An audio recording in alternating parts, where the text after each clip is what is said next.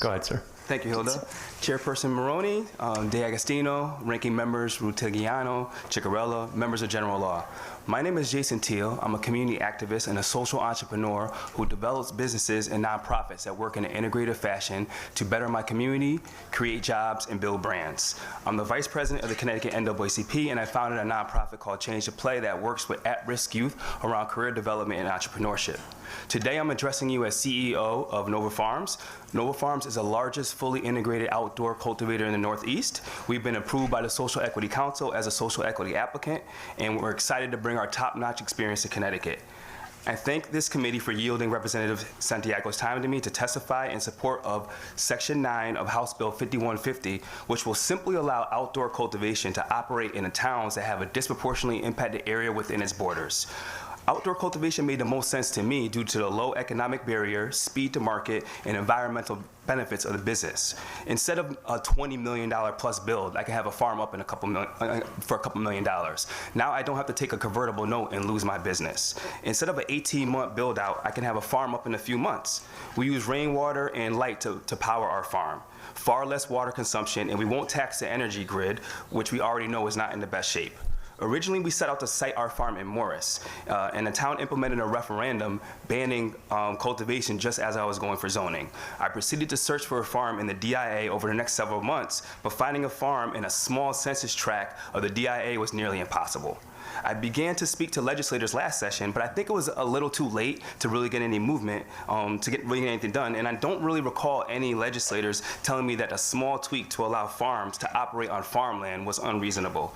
This is a common sense issue. You may hear from a small number of wealthy protectionists that have more money and power than I do, who are going to say that a farm should be located in urban parts of a city instead of a farm. This was a minor mistake in the legislation. They may claim that you're moving the goalposts, but then ask you to move the post for them on other issues that need correction. They may say that you'll create an oversupply when outdoor has not done so in any other market. In fact, there's a supply issue currently in our state. 95% of cultivators have a completely different business model, and they produce indoor top shelf flower, which is not our goal. This tweak will not realistically impact my fellow competitors or my fellow cultivators. We are asking for a minor fine-tuning of the legislation to allow outdoor farms to operate on farmland. This adjustment would not realistically hurt my fellow cultivators. It will only help the industry and create more tax revenue. This will increase the opportunity for true social equity applicants to engage in the most economical way to enter the market. We're simply just asking to please allow outdoor farms to farm on farmland. Thank you. Thank you. You sort of defended that portion of what we proposed better than probably we could, so thank you for that. Just a question for just from a grower perspective, actually. Can you just, in terms of what you're seeing in your other experience, how long does it take to get from seed to product? What are we looking at here from a growth cycle? Yeah, from the outdoor, we're looking at, we usually try to plant in around June, early part of the year, and then we're usually harvesting around late October. Okay, all right, so what is that, 4 or 5 months, something like that? June, July, August, September, October, something like that? Okay, that's not bad. No. So do you anticipate folks getting online this year? Yes, I mean, if, God willing, this section passes, and then especially if we pass it if we enact effective on passage, yeah, effective on passage, then we can, it'll be very easy for us to have product in the market. And one thing we did, I just want to be clear, one thing we did embed into the proposal that we're considering, I believe it's in there, is this is all still subject to local approval. Yes, right? yes, and that was some of the scare that people had that we're just going to open up to everywhere, and that's not true. It's still subject to local approval, and it still has to only be on farmland, so some of those myths were dispelled, really. Great, thank you very much. Representative Rutigliano. Thank you. Good afternoon. Just a couple questions. Is your license for what you want to do any different from what everybody else paid to get into the space? Is the fee?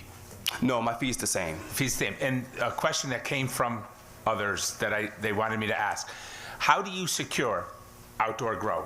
Because I would imagine you have security concerns. How do you address that? Are there any regulations for that, or would that be up to the local municipality? Yeah, I think the security concerns are a little overstated. We already have to have the 12-foot fence, and then we have these, cameras that are like basically on the Pentagon that can see everything, right?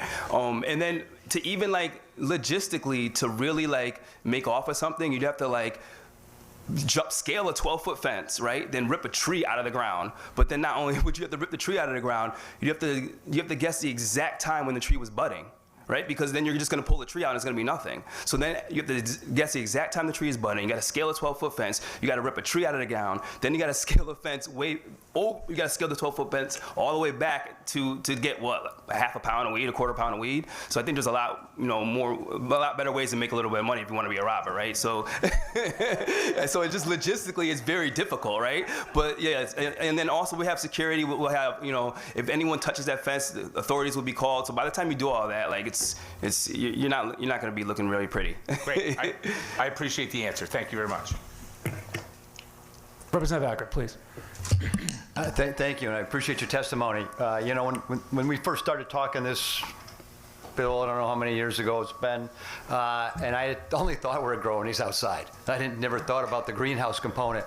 I'm in a trade practice, so I'm an electrician. I was brought in to give a quote on a dispensary. So we walked in, and they were saying, yeah, we're going to need 3,000 amps of 480 volts. And I go, what? And they go, yeah, but that's only 1/3 of what we're going to use. We'll use essentially 9,000 amps of power. They go, oh, yeah, we grow a green product, but we're not a green company.